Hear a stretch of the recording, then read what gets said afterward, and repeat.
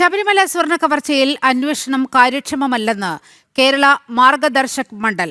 ഹൈക്കോടതി മേൽനോട്ടത്തിൽ അന്വേഷണം നടന്നിട്ടും സ്വർണ്ണക്കവർച്ചയിലെ ഗൂഢാലോചനയിലേക്ക് അന്വേഷണം എത്തിയില്ല. സനാതനധർമ്മ മൂല്യങ്ങളെ അംഗീകരിക്കുന്നവർക്കാകണം വിശ്വാസികളുടെ വോട്ടെന്നും മാർഗദർശക് മണ്ഡൽ ജനറൽ സെക്രട്ടറി സ്വാമി സൽസ്വരൂപാനന്ദ സരസ്വതി വ്യക്തമാക്കി. ശബരിമലയിൽ അയ്യപ്പ ഭക്തർക്ക് അടിസ്ഥാന സൗകര്യങ്ങൾ പോലും ഒരുക്കുന്നില്ല. പ്രാഥമിക ആവശ്യങ്ങൾ നിറവേറ്റാൻ സൗകര്യമില്ല. ക്ലേശങ്ങളെല്ലാം സഹിച്ചെത്തുന്ന ഭക്തർ കാണിക്കയായി നൽകുന്ന പണം ദുരുപയോഗം ചെയ്യുകയാണ്. ശബരിമലയിൽ നിന്ന് 4.5 കിലോയോളം തങ്കപ്പാളിയാണ് നഷ്ടപ്പെട്ടിരിക്കുന്നത്. എന്നാൽ അന്വേഷണം കാര്യക്ഷമമല്ലെന്നും മാർഗദർശക് മണ്ഡൽ ജനറൽ സെക്രട്ടറി സ്വാമി സത്സ്വരൂപാനന്ദ സരസ്വതി വാർത്താസമ്മേളനത്തിൽ കുറ്റപ്പെടുത്തി. തദ്ദേശ തെരഞ്ഞെടുപ്പിൽ ധർമ്മമൂല്യങ്ങളെ അംഗീകരിക്കുന്നവർക്ക് അംഗീകാരം നൽകാനുള്ള വിവേകം ഹിന്ദു സമാജം കാണിക്കണം.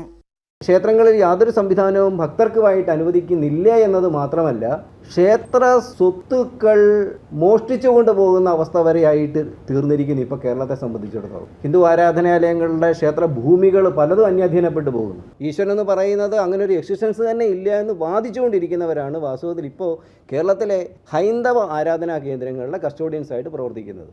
ഭരണകൂടം നിർമ്മിക്കുന്നതിലേക്ക് ഏറ്റവും കൃത്യതയോടുകൂടി ഹിന്ദു സമാജം തീരുമാനമെടുക്കേണ്ട സമയം അതിക്രമിച്ചിട്ടുണ്ട്. അതുകൊണ്ട് മാർഗദർശക മണ്ഡലം അഭ്യർത്ഥിക്കുകയാണ്, ഹിന്ദു സമാജത്തിലെ ഓരോരുത്തരുടെ അഭ്യർത്ഥിക്കുകയാണ്, ഹിന്ദു സ്ഥാപനങ്ങളെ സംരക്ഷിക്കുകയും സനാതനധർമ്മത്തെ വിശ്വസിക്കുകയും അതിനെ ബഹുമാനിക്കുകയും ചെയ്യുന്നവരെ മാത്രം, അവർക്ക് വേണ്ടി മാത്രം തങ്ങളുടെ സമ്മതിദാനാവകാശം വിനിയോഗിക്കണം. ഇത് മാർഗദർശക മണ്ഡലത്തിൻ്റെ ഒരു അഭ്യർത്ഥനയായിട്ട് പരിഗണിക്കണം.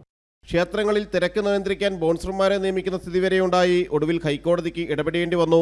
ക്ഷേത്ര സ്വത്തുക്കൾ മോഷ്ടിക്കുന്ന സ്ഥിതിയാണെന്നും മാർഗദർശക് മണ്ഡൽ കുറ്റപ്പെടുത്തി. മാർഗദർശക് മണ്ഡൽ എക്സിക്യൂട്ടീവ് അംഗങ്ങളായ സ്വാമി അയ്യപ്പദാസ്, സ്വാമി കൃഷ്ണാത്മാനന്ദ സരസ്വതി, സ്വാമി വേദാമൃതാനന്ദപുരി, സ്വാമി പ്രാണവാനന്ദ സരസ്വതി എന്നിവർ പങ്കെടുത്തു. ജനം, കൊച്ചി.